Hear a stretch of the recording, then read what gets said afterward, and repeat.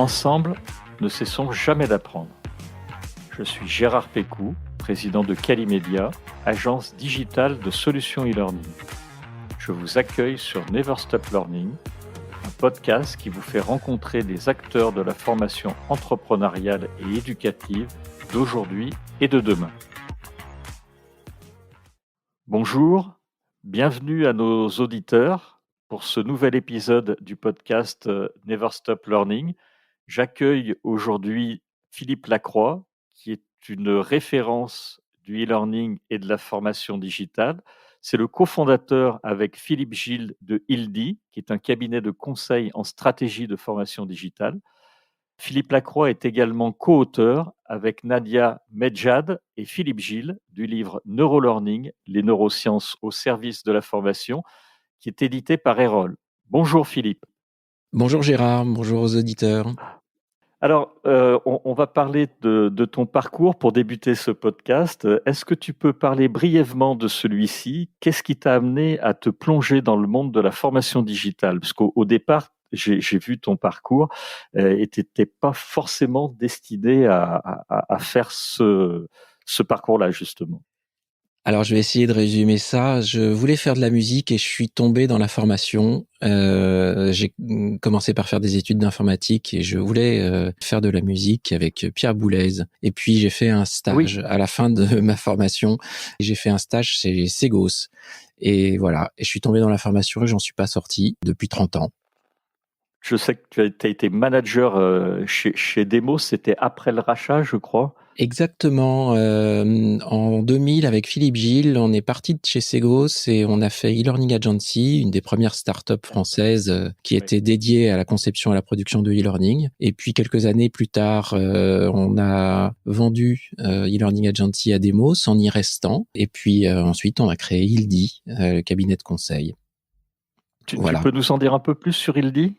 Alors Ildi, on a 3 activités. La première, c'est de conseiller les entreprises et les organismes de formation qui cherchent à digitaliser leurs activités de formation et on intervient beaucoup plus au niveau stratégique qu'opérationnel. La deuxième activité, c'est qu'on fait, alors j'aime bien le dire au présent, mais même si l'année 2020 nous l'a mis en parenthèse, on fait des événements formation. On essaye de brasser les différents acteurs. On fait 4 événements qui s'appellent le Digital Learning Day, Neuro Learning Day, LearnInnov, EdTech Meeting. On essaye de faire intervenir des consultants, des experts qui viennent partager leur expérience. On fait des ateliers de pratique pour découvrir les innovations en formation. Puis la troisième activité, on édite une veille sous le nom Digital Learning Academy qui prend la forme d'un site web, de participation sur LinkedIn, de publication papier, de livres blancs, du Digital Learning Book.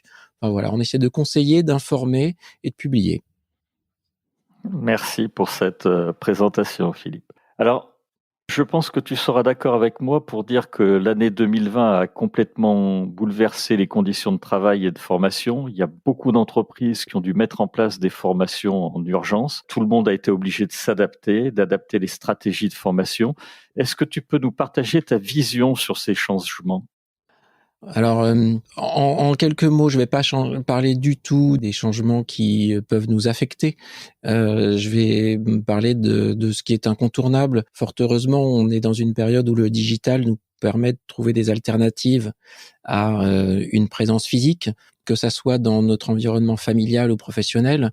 Les apéros Zoom sont devenus quotidiens et redeviennent un peu quotidiens. Et puis professionnellement, c'est vrai que le télétravail nous a amené à pratiquer au quotidien de nouvelles façons de collaborer, d'échanger, de construire, de discuter ensemble. On est tous maintenant familiers de Meet, de Teams, de Zoom, etc.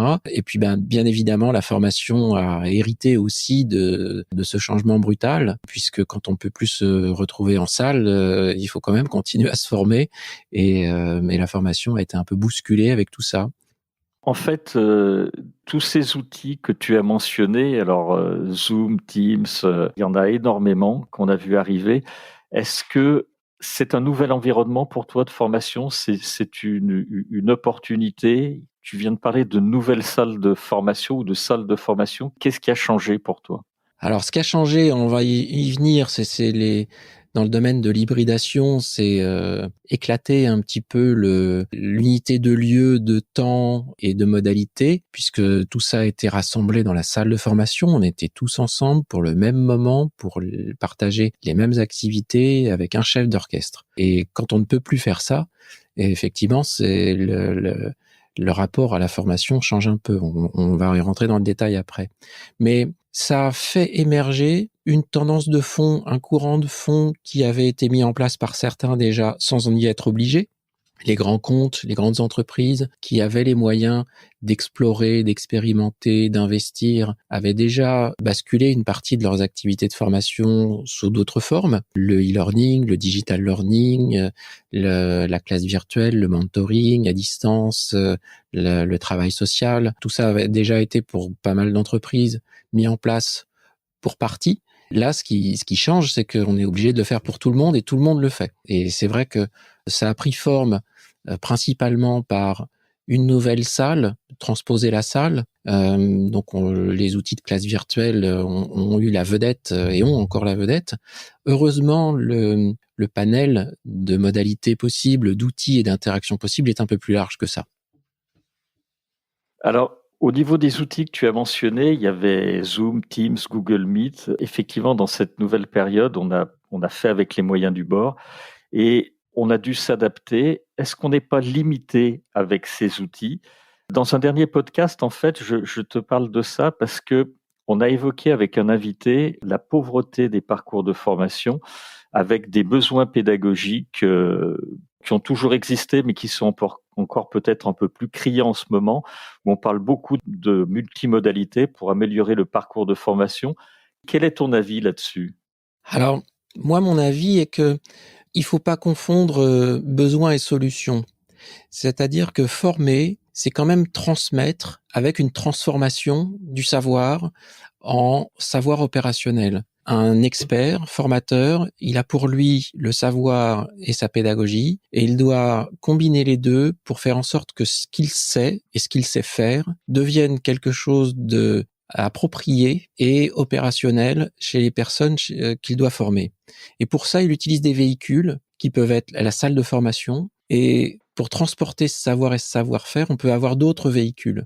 Mais il ne faut pas perdre de vue que ce qu'on veut, c'est que ce que je sais, ce que je sais faire en tant que formateur expert, doit devenir un savoir et un savoir-faire chez la personne à qui je veux transmettre. Et ma représentation de mon savoir et ma façon de faire m'est personnelle. Il faut donc en avoir conscience que la représentation de ce savoir et la façon de faire sera différente pour la personne que je veux former. Et ça amène à ne plus considérer que l'activité de formation, c'est formaliser du savoir, parce que sinon il est unique et il est identique à tout le monde, mais c'est bien faire comprendre les notions et faire se les approprier et les rendre opérationnelles. Ça veut dire qu'il ne faut plus partir du contenu qu'on veut transmettre, mais de ce à quoi ça sert, et de faire en sorte que la personne qu'on veut former se l'approprie. Et pour se l'approprier, il faut pas simplement écouter, regarder, lire, observer. Il faut faire des choses. Et après cette petite introduction un peu longue, je veux dire que la modalité n'est qu'un moyen de faire des choses. Et donc, si je veux résumer, la grande différence, c'est ce n'est plus en tant que formateur, ce que je dois dire, c'est ce que je dois faire à l'apprenant. Et c'est en me posant la question de ce que je veux lui faire faire que on découle les modalités qu'on doit utiliser. Et ces modalités, donc, pour toi, c'est la multimodalité. Ça peut être du présentiel, du e-learning, du mobile learning, du social learning, Là, éventuellement de la VR, de la vidéo. Le terrain de jeu est énorme. On a la chance.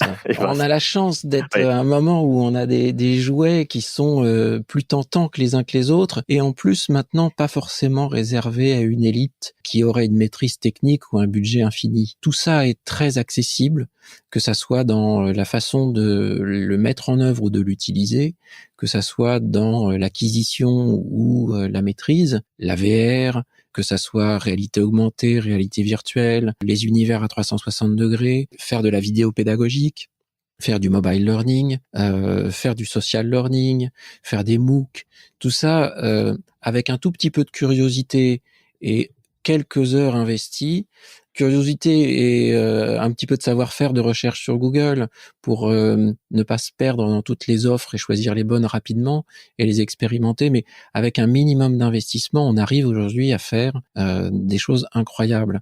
Et c'est vrai que la multimodalité est un des éléments qui fait la réussite du digital learning, c'est chaque modalité étant différente et chaque personne se formant ayant des sensibilités différentes, si on varie les modalités, on a plus de chances de tomber sur des modalités qui plaisent à certaines personnes. Pas toujours les mêmes, mais au moins la variété va donner cette possibilité d'être en adéquation avec les sensibilités de différentes personnes. Et puis surtout, comme on est en général, même si on est dans une formation avec des interactions sociales, on est quand même majoritairement un petit peu tout seul devant son écran, changer de modalité évite de tomber dans de la lassitude, dans du répétitif.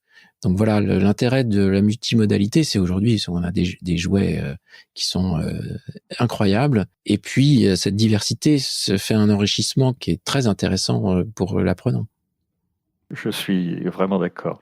On va parler, tu as introduit le sujet tout à l'heure, d'hybridation de la formation, parce que cette notion d'hybridation, elle est vraiment très intéressante. Comment tu l'appliques aux différentes dimensions de la formation? On va commencer par le premier, l'espace, les lieux. Je vais raisonner en comparaison. Un espace de formation, l'espace de formation privilégié jusqu'à quelque temps était la salle. Et elle regroupait effectivement, elle permettait d'avoir une unité de temps et de lieu. Mais on va pour l'instant se concentrer sur le lieu. C'est-à-dire qu'on réunissait toutes les personnes qu'on veut former au même endroit. Quand on ne peut plus se retrouver dans la salle, eh bien, on va les retrouver un peu ailleurs. Et si on était en salle pendant 3 jours, tout le monde a bien compris que c'était pas la peine, que c'était inhumain de demander à être pendant 3 jours devant son écran, devant un Zoom ou un Teams. Donc, il va falloir, en hybridant les lieux, abandonner la salle de formation, avoir une version digitale de la formation, mais pas que. Il va falloir trouver d'autres espaces de formation. Ça peut être des plateformes de e-learning en auto-formation, ça peut être des espaces d'échange social, que ça soit un chat, un forum, un groupe WhatsApp, etc. On va avoir d'autres espaces pendant lesquels on va échanger, on va se former. Ça peut être des moments où on se retrouve virtuellement ensemble, comme quand on a pu expérimenter les salons virtuels. La Val virtuelle permettait de se retrouver tous ensemble dans un lieu digital. Voilà, hybrider les lieux, c'est passer d'un lieu unique à des lieux multiples et qui vont engendrer la deuxième dimension de l'hybridation, c'est l'hybridation du temps. Mais le premier, c'est que vraiment on passe d'un lieu unique à plusieurs lieux. Et j'insiste bien sur plusieurs lieux parce que je ne vais pas critiquer ceux qui ont fait du mieux qu'ils pouvaient en substituant la salle exclusivement par la classe virtuelle, mais il faut trouver d'autres espaces qu'on a cités, hein, les plateformes, les espaces sociaux, les espaces virtuels, etc. Là aussi, je suis en phase avec toi. Tu as lancé le mot, tu parlais également d'hybridation du temps. Tu peux nous en dire un peu plus? Oui, alors là, on pourrait dire beaucoup, mais on va essayer de se restreindre. C'est un peu frustrant, mais j'imagine Je sais, ouais. pour nos auditeurs, Le après, on va devenir lassant. Donc. Non, en fait, je suis désolé, effectivement, le format du podcast fait 30 à 40 minutes Voilà. et j'essaye de le tenir, donc c'est frustrant, oui, je sais.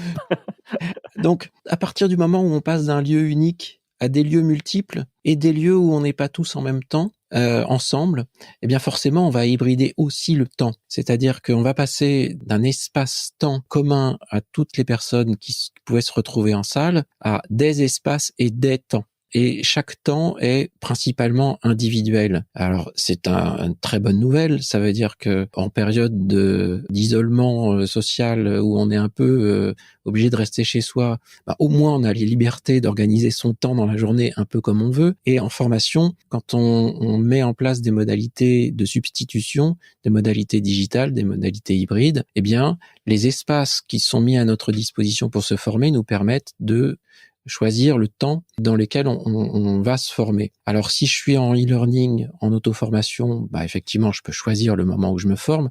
La seule chose, c'est qu'à un moment donné, il faut que je sois un peu raccord avec le groupe et avec le calendrier de formation qu'on m'a assigné. Quand je suis sur des espaces sociaux, un peu comme j'aime bien choisir cet exemple de groupe WhatsApp parce qu'on n'y pense pas souvent, mais les groupes WhatsApp, pour les avoir expérimentés, ça marche très bien en formation. Mais c'est asynchrone. Donc c'est vrai qu'on peut jouer à un ping-pong avec un temps soit très bref entre les échanges, soit un peu plus long. Mais là encore, on peut donc distordre le temps de formation. Et puis, on peut tout à fait aussi se retrouver des moments ensemble, avec des sessions de classe virtuelle ou des espaces virtuels. On a donc une combinaison, un éclatement, une distorsion. On peut utiliser tous les mots qu'on veut, mais le temps se trouve malaxé. Alors, ça soulève un petit point, je vais pas tout détailler, mais je laisse la question posée à nos auditeurs, c'est quand on passe d'un moment où on a tous ceux qu'on veut former en même temps, au même moment, sur la même durée, et qu'on éclate tout ça, quelle est l'unité de mesure de l'achèvement d'une formation ? Comment on mesure le temps passé en formation et comment est-ce qu'on dit le temps passé est suffisant pour considérer que la formation est terminée ? Bien évidemment, ce n'est plus l'unité de temps telle qu'on la mesure en minutes, en heures ou en journées, puisque le temps, il est quand on veut, à son rythme, pour la durée qu'on veut. Donc quelqu'un qui se formerait 2 heures du lundi au vendredi et quelqu'un qui se formerait 10 minutes peut avoir une activité presque comparable. Alors que en métrique traditionnelle, ça n'a plus de sens. Mais en digital learning, si. Il faut abandonner la notion de temps comme unité de mesure, mais plutôt l'avancement, la complétion, la réussite comme unité d'avancement dans la formation. Avec ce que tu viens d'évoquer, il y a la notion de parcours personnel, puisque quand on a autant de modalités, qu'on doit aller sur un parcours un peu ordonné et qu'on va sur un groupe WhatsApp, il va falloir que les formateurs aillent vers des parcours un peu plus personnalisés. Pour toi, ça équivaut à faire une part d'adaptive learning ? Oui, et ce coup-ci, l'adaptive learning n'est pas forcément ce qui est préconisé par une machine, par une intelligence artificielle, mais l'adaptation personnelle. J'adapte mon temps, mon intensité d'énergie. C'est toi qui adaptes. C'est moi qui adapte et je choisis l'ordre dans lequel je fais les choses parce que j'ai cette liberté-là. Je choisis le moment pendant lequel je me forme et je choisis aussi l'intensité que je mets à la formation. C'est-à-dire, je peux faire un exercice en étant extrêmement concentré parce que j'ai compris que cet exercice était important dans mon apprentissage et qui va me poser une difficulté dont j'y consacre l'énergie et le temps qu'il faut. Par contre, pour une autre personne, cet exercice me semble un peu éloigné de mes préoccupations ou très facile, et donc je vais y consacrer un peu moins d'énergie, un peu moins de temps. C'est très personnel, donc adaptatif.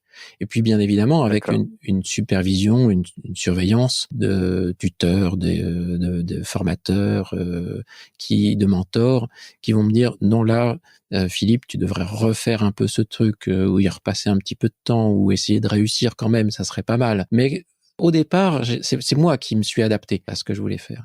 Alors ça veut dire que pour les responsables formation ou les responsables d'organismes de formation, il faut lâcher prise, je vais revenir sur les métriques, il faut lâcher prise sur le contrôle total qu'on pouvait avoir précédemment en formation, c'est-à-dire un groupe de 12 personnes qui rentrent dans une salle le lundi, qui en ressort le mercredi soir, c'est très facile à contrôler, on maîtrise ce qui s'est passé. Quand on a un groupe de 200 personnes qui se forment sur des outils différents au moment qu'ils veulent, quand ils le veulent, dans l'ordre où ils le veulent, avec les réussites qu'ils décident eux-mêmes, la maîtrise, elle est beaucoup plus difficile.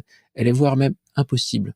Donc il faut lâcher prise sur l'envie de tout contrôler. Par contre, il faut se donner rendez-vous à certains moments dans la formation et surtout à la fin, en se disant, il faut que, à la fin des 15 jours, vous ayez au moins réussi 2 des 3 premiers modules. Il faut qu'à la fin du mois, vous ayez 80% des contenus qui aient été vus et une moyenne de réussite de 2 quiz sur 3 avec une note finale de... Vous voyez, c'est très différent de je veux que tu restes là pendant 2 jours avec tout le monde pour suivre le même programme. Et ça, c'est assez difficile parce que, et je vais pas rentrer dans ce détail-là, derrière la pédagogie et l'observation et la maîtrise de la pédagogie, il y a une maîtrise administrative. des process, des tableaux de bord à remplir. Et c'est plus ça qui doit être ajusté que de donner de la liberté aux apprenants. Cette liberté, en fait, tu la jalonnes de mise en place d'objectifs et comment tu vérifies l'acquisition des connaissances? C'est grâce à ce que tu viens de dire au quiz dont le parcours, finalement, ce nouveau parcours est jalonné. Tu gardes quand même cette notion de vérification, Oui. d'acquisition des connaissances. Alors l'acquisition des connaissances, le contrôle de l'acquisition des connaissances, pour moi, il a 2 objectifs. Le premier, il est pour l'apprenant lui-même. Est-ce que le temps et l'effort que j'ai consacré à me former m'est bénéfique? On a une petite idée en général, mais c'est mieux quand une machine le confirme, que effectivement on a compris, qu'on a assimilé et qu'on sait transposer dans quelques exercices qui nous ont été proposés. Donc ça, c'est un feedback personnel dont on a besoin pour savoir si on est récompensé des efforts qu'on a faits. Et puis, bien évidemment, il y a pour le commanditaire, le responsable formation ou le formateur ou qui dit moi, on m'a passé un contrat, il faut que les gens soient formés à la fin, donc il faut que j'en sois sûr que le résultat est au rendez-vous. Et ça, je le mesure effectivement en jalonnant la formation par des quiz intermédiaires qui me permettent de voir si tout se passe bien, si je les ai pas perdus et si tout le monde avance, apprend avec un niveau de réussite que j'ai fixé et qui me convient. Mais c'est pas suffisant parce que ça va donner du quantitatif. Ça ne va donner que des chiffres. Et on sait très bien, quand on a formé en salle, la réussite des apprenants, elle est différente pour chacun parce qu'on on a pu observer où étaient leurs difficultés, où était leur niveau de départ et où ils sont arrivés en niveau à la fin de la formation. Et ça, c'est du qualitatif. Et dans la réussite d'un parcours hybride, il y a cette observation qui est importante. Et c'est pour ça qu'il y a de l'investissement en temps à faire, pas seulement en accompagnement, mais surtout en observation de la progression, des efforts, des réussites personnelles et des dialogues qu'on peut avoir avec les apprenants, même si c'est des dialogues numériques à travers des réseaux sociaux ou des échanges de messages. Mais pour moi, si on veut transposer en digital learning la même fiabilité d'une réussite accordée ou pas à un apprenant, il y a du quantitatif fourni par la machine et il y a du qualitatif par observation du formateur.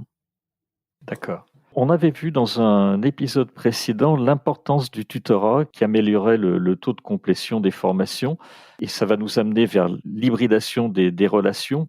Quel est ton avis par rapport à ça? Je dis ça parce que tu parles d'autonomisation et j'ai l'impression que pour toi, il vaut mieux un apprenant autonome que tutoré. Ou est-ce que tu le vois plutôt comme deux choses différentes? Alors ça fait plusieurs questions en une. Je l'ai compris. Merci.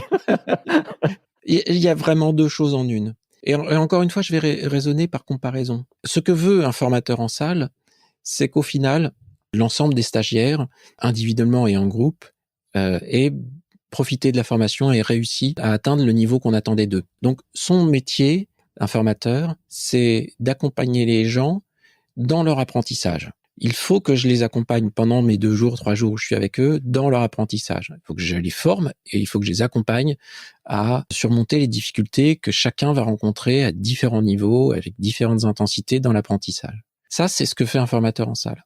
Formation à distance, formation hybride, formation digitale, peu importe comment on l'appelle. J'ai 2 choses en tant qu'accompagnant, tuteur ou formateur à distance. Je dois, les accompagner pareil dans leur apprentissage, c'est-à-dire identifier où sont leurs difficultés, soit de façon proactive, soit en attendant qu'ils me disent « là j'ai un problème ». Et je dois les aider à surmonter ces difficultés, surmonter les incompréhensions, surmonter le manque de perception de la pertinence de certaines choses à apprendre, etc. Je dois les accompagner. Mais en plus, j'ai un autre travail. Je dois les aider à savoir pêcher, pour reprendre cette... Oui. Voilà.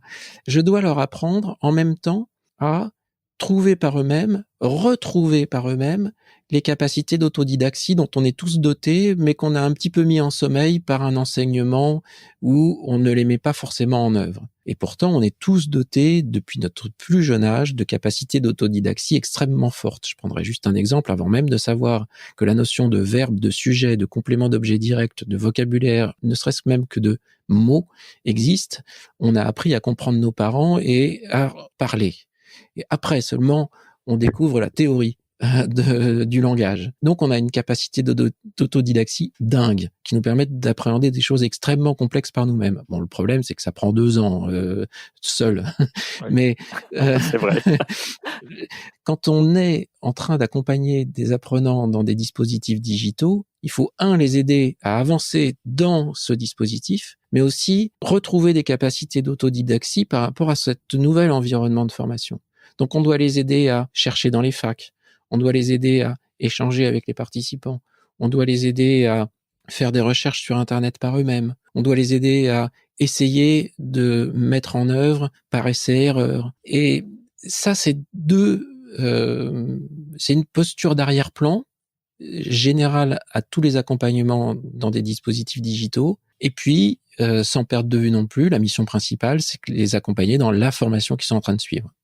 Alors, tu en parles très bien, mais souvent, moi, ce que je peux observer, c'est que les parcours de formation restent un peu pauvres. Et du coup, comment tu conseilles d'appliquer concrètement ces notions qui sont super pertinentes, hein. Tu appliques ça concrètement quant à la conception d'un parcours de formation?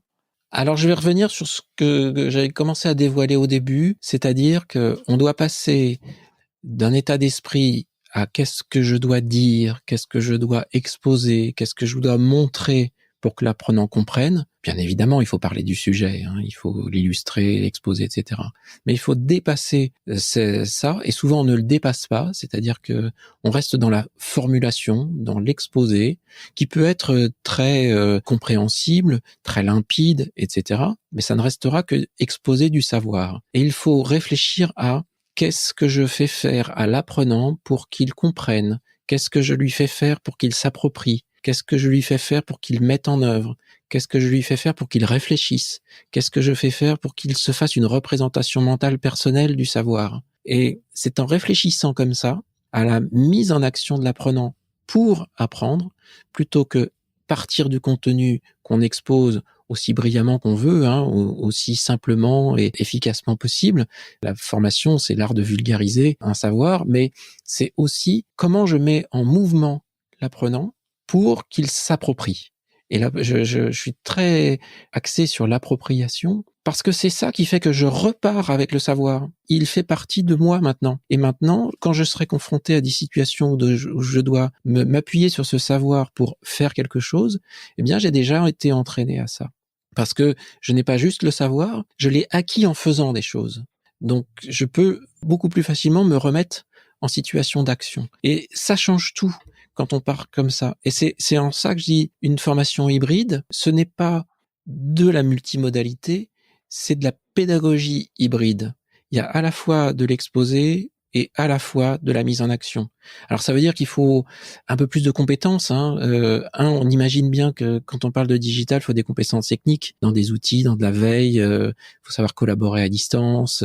Faut s'appliquer à soi-même ce qu'on veut que les apprenants sachent faire, etc. Il y a une dimension pédagogique à éclairer. Parce que ça serait faux de dire que les formateurs sur qui on tape beaucoup en ce moment ont une pédagogie limitée. Très souvent, elle est effectivement intuitive, mais elle est riche. Donc, il faut leur demander de savoir la transposer dans des modalités différentes, cette pédagogie active. On a tendance à dire que c'est toujours une pédagogie très descendante. C'est faux. Les formateurs savent très bien mettre en action les apprenants en salle, sauf qu'ils sont un peu démunis quand on leur donne des outils digitaux pour transposer ça. C'est vrai. Mais ils savent bien le faire, mais il faut les accompagner dans une conception active avec des outils digitaux. Puis par contre, il va falloir qu'on fasse faire des choses aux autres, parce qu'il y a des outils qui sont hors de portée, non pas en compétences, mais en temps à investir pour des gens qui les maîtrisent pas. Donc il faut déléguer à des gens qui savent mieux faire que moi du graphisme, de l'interactivité, etc. Donc il va falloir travailler à plusieurs, travailler en équipe. Et ça, c'est peut-être une difficulté aussi auxquelles ne sont pas forcément confrontés les formateurs ou les concepteurs de formation traditionnelle. Et puis, il y a la dernière, celle qui est la plus délicate, parce que ça fait presque partie du talent, c'est pas forcément des choses qu'on peut apprendre facilement. C'est ce que j'appelle la littératie multimodale. Être capable de raconter une histoire qui a une continuité, une homogénéité, une harmonie avec des médias différents. Avoir une même approche littéraire, je vais dire, pour traiter un contenu sous forme d'un texte, d'un exercice ou d'une vidéo pédagogique, c'est pas très simple. Pour l'apprenant, lui, par contre, la formation, elle fait un tout. Donc, elle doit être cohérente. Elle doit avoir une continuité. Donc, c'est ces 4 domaines sur lesquels, pour passer à l'action, il faut un peu creuser les compétences techniques, pédagogiques, organisationnelles et littéraires. C'est vrai que c'est compliqué pour un formateur, puisque on passe finalement d'un formateur qui devait rédiger, animer, présenter des contenus, écrire ses contenus. Et aujourd'hui, on lui demande en plus, avec le digital, de mettre en place et d'animer un vrai dispositif avec des ressources dont on a abondamment parlé. Et c'est pas si simple de passer de l'un à l'autre. Non, parce que en plus, on lui demande de se déposséder de ce qui faisait sa valeur. On lui demande de mettre en boîte son savoir, et puis on lui demande de disparaître et d'être, par contre, toujours un C'est petit ça. peu là quand on a besoin de lui. Donc ça, c'est pas facile. Mais la question peut se régler. Je vais pas dire facilement, mais c'est de discuter avec lui d'où se trouve sa valeur. Et quand on discute avec le formateur, lui dit ta valeur, c'est quand même ta capacité à mener un groupe, à réexpliquer, à reformuler. Donc ça, c'est et pas être présent dans une salle avec tes PowerPoint. Si je te prends tes PowerPoint et que t'es plus dans la salle, ta valeur, elle disparaît pas. Bien sûr, le gagne-pain peut disparaître temporairement. Il va falloir être capable d'agir autrement pour retrouver une activité en formateur. Mais agir différemment, ça veut dire, je peux tout à fait concevoir des contenus de formation, je peux tout à fait accompagner à distance des apprenants, je peux tout à fait continuer à faire 1 heure ou 2 heures de classe virtuelle de temps en temps, parce que incarner la formation, c'est très important. Même si on est incarné juste avec sa tête dans une classe virtuelle plutôt qu'avec l'ensemble de son corps, on incarne quand même la formation. Oui. Donc réfléchir avec le formateur d'où est sa valeur permet d'adoucir un peu la frustration d'être dépossédé de son contenu et de disparaître. Ça, je suis d'accord, et je pense que tes propos vont rassurer tous les formateurs, parce que ça fait un certain nombre de temps qu'on dit qu'ils vont disparaître avec le digital learning, la formation digitale. On les a jamais vus disparaître, et en ce moment, je crois qu'on a encore vraiment, vraiment, vraiment besoin d'eux. Donc, il y a de beaux jours pour la formation avec l'appropriation de tous ces nouveaux territoires dont tu nous as parlé. Oui, parce que le formateur va avoir un spectre un petit peu plus large, en tout cas plus délimité, plus identifié. C'est-à-dire que l'animation de formation, un formateur qui anime sa formation, en fait, on utilisait ce terme générique, mais il se passe plein de choses dans une salle. Et en digital learning, il faut essayer de lui redonner, parce que c'est souvent ça que reprochent les apprenants, c'est quand il n'y a plus que le contenu et plus l'animation, on n'est pas très motivé, donc on n'a pas tellement C'est envie vrai. d'aller jusqu'à la fin de la formation. Donc si on se pose la question de qu'est-ce qu'apporte un formateur en salle, et ce n'est pas que la transmission, et qu'on réintègre ça dans un dispositif digital, c'est important. Et donc j'y viens sur pour moi, il y a 4 dimensions dans l'animation d'un formateur. La première, c'est effectivement, c'est transmissive, c'est fournir le savoir, et un formateur peut aider à transmettre le savoir en le capitalisant, en le formalisant ou en le reformulant pendant les classes virtuelles. La deuxième, c'est proactive, c'est-à-dire anticiper les décrochages, observer les difficultés, contacter l'apprenant, le solliciter, l'encourager avant même que ça soit trop tard. La troisième, c'est formative, c'est pas tout à fait transmissive, c'est formatif, c'est aider à comprendre, reformuler, interroger l'apprenant pour qu'il ait un rapport différent avec ce qui lui posait une difficulté et se mettre à raisonner différemment pour comprendre ce qui lui posait problème. Et puis évaluatif, c'est ce que je disais, c'est le formateur, il faut qu'il observe. Et malheureusement, dans les plateformes aujourd'hui, c'est quasiment inexistant. Et pour autant, je trouve que c'est très important d'avoir, en plus des notes et des indicateurs numériques que donnent les plateformes, les datas collectées par les plateformes, Oui. il faut y ajouter du qualitatif. Oui, il a fait des efforts. Oui, je peux attester qu'il a effectivement compris l'essentiel. Il n'est pas tout à fait capable de le restituer dans un quiz, mais pour avoir discuté avec lui, je trouve que oui, il a compris, même si la note le met pas. Par exemple, on peut tout à fait proposer à un formateur de rétablir une note. Si un apprenant, on avait fixé à 70% le seuil de réussite et qu'il a eu 65, le formateur, il pourrait tout à fait dire non, le 65 est justifié, voire même il est un petit peu exagéré, moi j'aurais mis plutôt 50, ou non, le 65 est pas du tout justifié au vu des échanges qu'on a eu ensemble, la réussite elle est là. Voilà, ça c'est important pour un formateur d'avoir cette place-là dans un dispositif. Tout à fait. Alors, on arrive à la conclusion de ce podcast. J'aime bien demander à nos invités s'ils ont un livre à conseiller. Alors, je mettrai celui que tu as coécrit, Neurolearning, à la fin de ce podcast. Est-ce que tu as un livre en ce moment qui t'a particulièrement intéressé sur la formation digitale ou autre chose? J'ai retrouvé dans ma bibliothèque dernièrement et je l'ai relu avec plaisir. C'est pas un livre récent, mais il est revenu dans mon actualité, donc c'est pour ça que je vais le citer. C'est Convaincre en 2 coups de crayon de Dan Roam. Pour moi, la formation, c'est être capable de faire comprendre quelque chose à quelqu'un qui ne connaît rien au sujet. Et donc, quand il connaît rien au sujet, le vocabulaire est le premier des freins à la compréhension. Et ce livre, Convaincre en 2 coups de crayon, c'est la pensée visuelle. Comment je représente une idée, un concept, avec 2 coups de crayon. Et son livre explique comment, quand on ne sait pas dessiner, quand on n'a que un crayon noir, un crayon rouge, on peut représenter toutes les idées possibles. C'est une vraie technique, c'est une vraie méthodologie. Et je trouve que quand on est dans la formation digitale, où on doit essayer sous une forme la plus universelle possible, la plus simple possible, transmettre des idées, avoir cette gymnastique intellectuelle de pouvoir s'affranchir du vocabulaire, d'avoir quelque chose de simple, limpide, évident à exposer pour faire comprendre et s'appuyer sur cette progression dans la compréhension jusqu'à une idée complexe, par exemple. Avoir cette gymnastique de comment est-ce que je peux exprimer le plus simplement possible quelque chose de compliqué. C'est la pensée visuelle peut aider à ça. Voilà, pour ça que je remettais ce livre en avant. Merci Philippe. Je te remercie très sincèrement pour être venu dans ce podcast Never Stop Learning, de nous avoir parlé d'hybridation. Je voulais remercier également nos auditeurs de nous avoir accompagnés jusqu'à la fin de ce podcast. Et puis, très bientôt pour un nouvel épisode donc, de Never Stop Learning. Et encore une fois, un très grand merci, Philippe, pour ta venue dans ce podcast. Eh ben, merci à toi et merci aux auditeurs d'être restés jusque-là parce que j'étais un peu bavard. Non, c'était très bien. Merci, Philippe. Merci.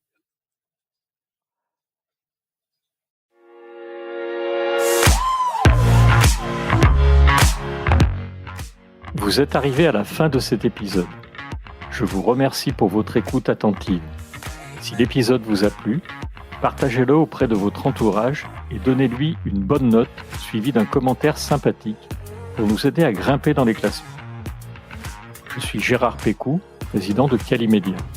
Si vous cherchez une solution e-learning, rendez-vous sur calimedia.fr. Notre équipe vous accompagnera avec un très grand plaisir.